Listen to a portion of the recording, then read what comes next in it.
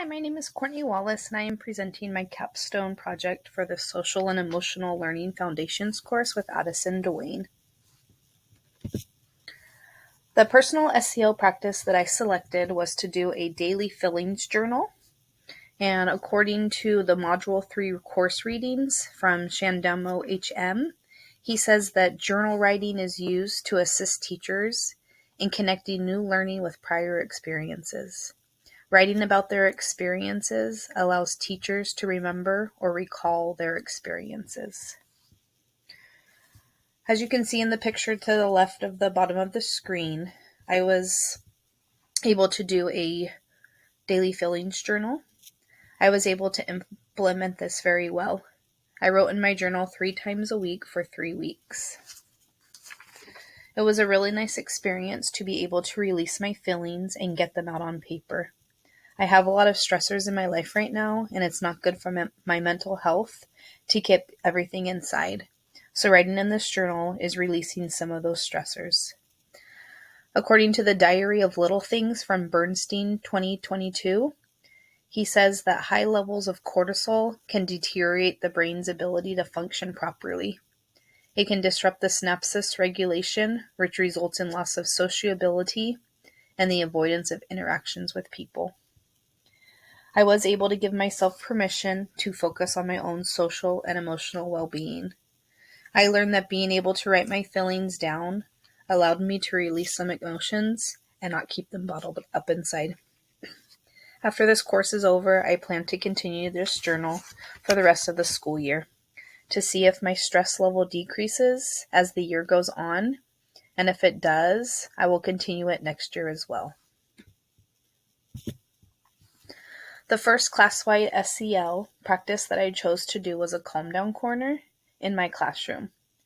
As you can see in the picture to the left, I set out a comfy beanbag chair and set up posters to help remind the students what to do. According to the Hanover research from 2022, they say to help students calm down in the classroom, teachers should have a poster up with 5 to 7 activities to help them cool down. This can help students self-regulate and gives them a chance to control how they are feeling. I was able to show my students where and how to use the Calm Down Corner. Something that went really well with the Calm Down Corner was letting my students use this area when they were having strong feelings. Some challenging things that happened was my students wanted to try and take advantage of the corner and go in the middle of doing classwork, even when they weren't having a strong emotion at the time.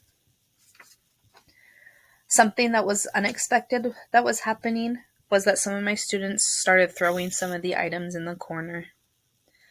But some observations that I observed was that this area was a safe space for my students to let go of their emotions and allowed them to step away from the class to have some time to themselves. I was able to adopt a continuous mindset. Continuing with the Calm Down Corner, the picture to the right shows the tools that we used. There's a timer, a stress ball, some fidgets, and because my students are only 4 years old, they're not able to write down how they're feeling, so that page there lets them draw faces about how they're feeling. Some changes I did do after observing my students using the Calm Down Corner was that it showed me that they have a lot of strong emotions, and as their teacher, I needed to show strategies to help them relieve some of those feelings. My students really enjoyed having the Calm Down Corner as an option to go when they needed it. Some changes I observed was that my students were using some of the breathing strategies that we talked about using in the corner while sitting at their seats during class time. Yes, I will continue to use this practice in my classroom, but I will continue to teach the correct way to use the materials in the Calm Down Corner and when to use it.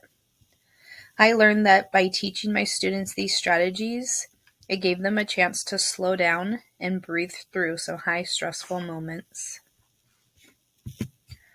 The second SEL practice that I chose to implement was a class circle where we did a greeting, breathing strategies, and shared our feelings.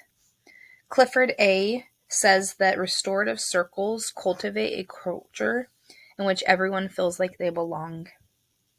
If you look at the picture on the right, this is me reviewing the rules of our circle and how we only speak when using the talking piece.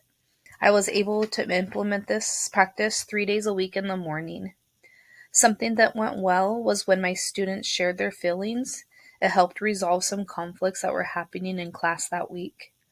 A challenging thing that was happening for us in our circle time was having my kids being able to sit still and waiting patiently for their turn to talk.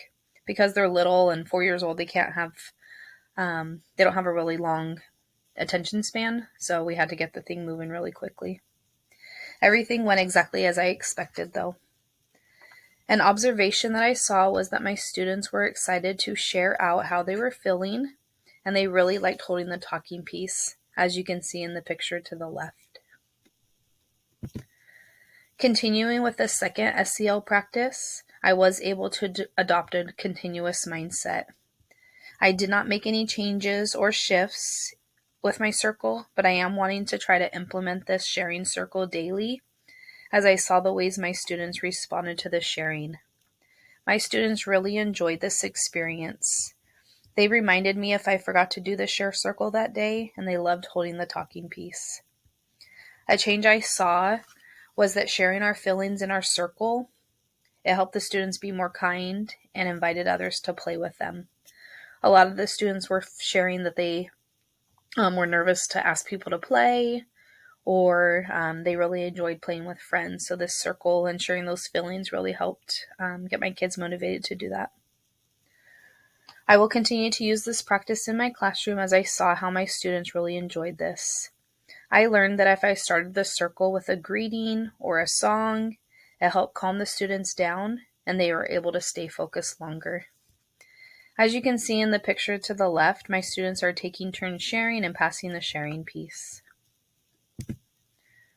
Overall, I learned that SEL strategies need to be taught to our students. They also need a lot of practice trying out the new strategies. I also learned that students are not able to listen to you when their emotions are high. Working on personal and class-wide practices at the same time was very beneficial for me because it allowed me to work on releasing stressors in my own life, which then allowed me to be calm to help my students work through their emotions also. Something I noticed was that on days that I didn't write in my daily feelings journal, that my patience was lost a lot quicker because I wasn't able to release those feelings that I was holding in. I think all teachers going into the teaching field should be taught ways to teach SEL in the classroom and give them tools and strategies that they can use to reach their students. Next, I would like to expand my circle time by using more SEL resources and trying new things to talk and share their feelings. I would also like to continue my daily feelings journal to being an everyday thing. Thank you for listening to my presentation.